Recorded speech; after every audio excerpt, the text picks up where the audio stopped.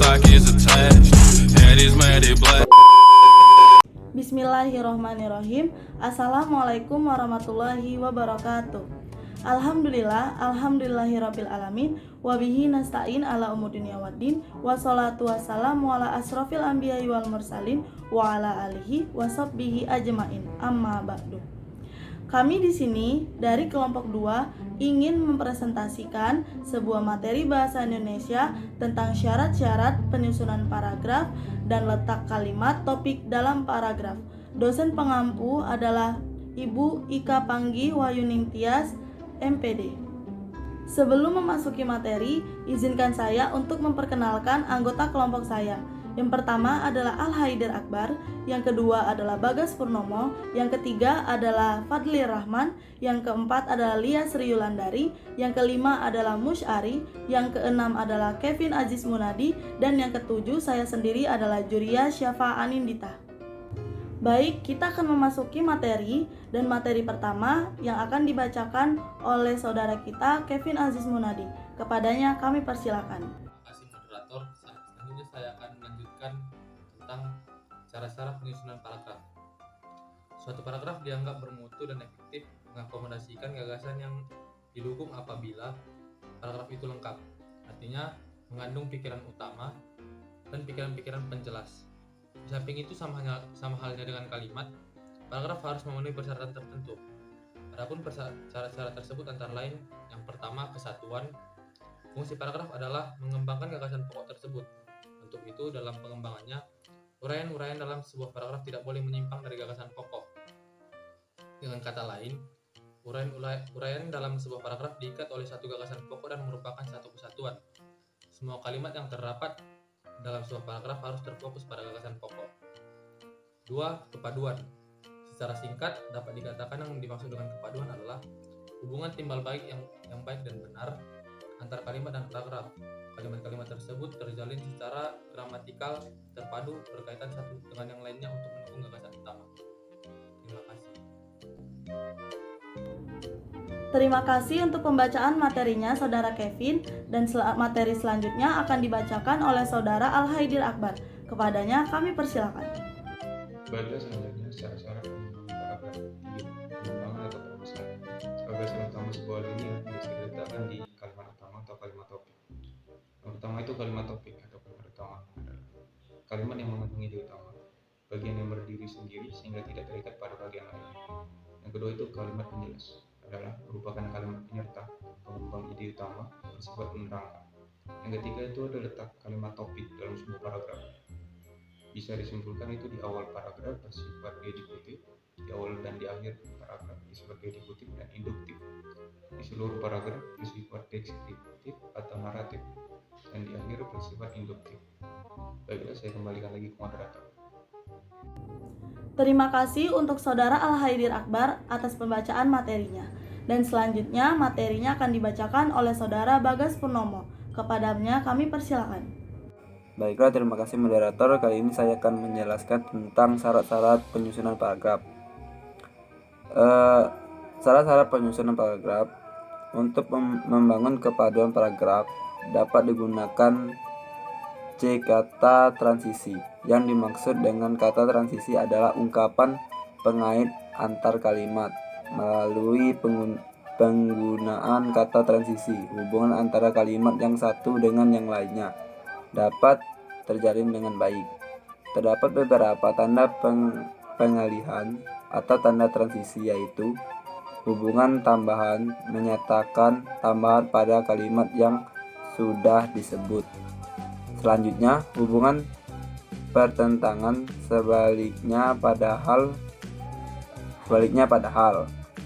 Hubungan perbandingan, seperti hubungan akibat atau hasil, akibat atau maka. Hubungan tujuan, supaya, untuk, itu. Hubungan singkat, ringkasan atau pokok atau pokoknya. Hubungan waktu, sementara itu, kemudian. Hubungan tempat, di sini, di situ. D. Paralelisme. Untuk membangun struktur kepaduan bisa digunakan bentuk kata-kata yang sama atau menggunakan majas repetisi. Baik, saya kembalikan ke moderator. Terima kasih untuk Saudara Bagas Purnomo yang telah membacakan materinya. Selanjutnya, materinya akan dibacakan oleh saudara kita Fadlil Rahman. Kepadanya kami persilakan. Syarat-syarat penyusunan paragraf. 3. Pengembangan atau permasalahan. Gagasan utama sebuah alinea biasanya diletakkan pada kalimat topik dan kalimat pokok. Yang pertama itu kalimat topik utama atau pokok adalah yang A, kalimat yang mengandung ide utama. Yang B, bagian yang berdiri sendiri sehingga tidak terikat pada bagian lain. Yang selanjutnya itu ada kalimat penjelas, adalah merupakan kalimat penyerta pengembangan ide utama dan bersifat menerangkan. Yang seterusnya itu ada letak kalimat topik dalam sebuah paragraf bisa disimpulkan A. Di awal paragraf bersifat deduktif. Yang B. Di awal dan di akhir paragraf bersifat deduktif dan induktif. Yang C. Di seluruh paragraf bersifat deskriptif atau naratif. Yang D. Di akhir bersifat.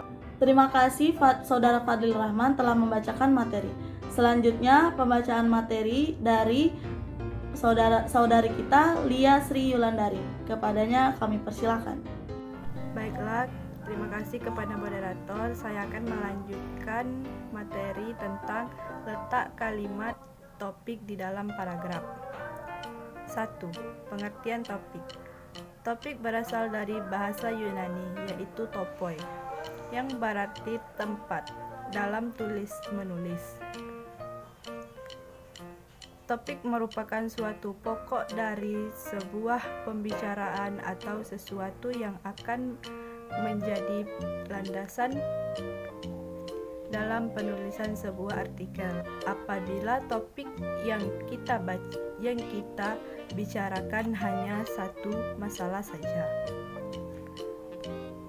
maka itu topik tunggal. Tetapi jika masalahnya berkembang kepada masalah lain, maka topiknya menjadi banyak. Topik itu disebut multitopik atau topik ganda Yang kedua yaitu pengertian kalimat topik. Kalimat topik merupakan kalimat yang mengungkapkan gagasan pokok atau utama mengenai topik yang akan dikembangkan dalam paragraf. Menurut Wright 1994, memperkenalkan pembaca tentang topik dalam paragraf. 2. Menyatakan ide pokok dalam paragraf. Dan 3. Merupakan fokus paragraf. Letak kalimat topik di dalam paragraf. 3. Ciri-ciri. 1. Biasanya diletakkan pada awal paragraf, tapi biasanya juga di akhir paragraf.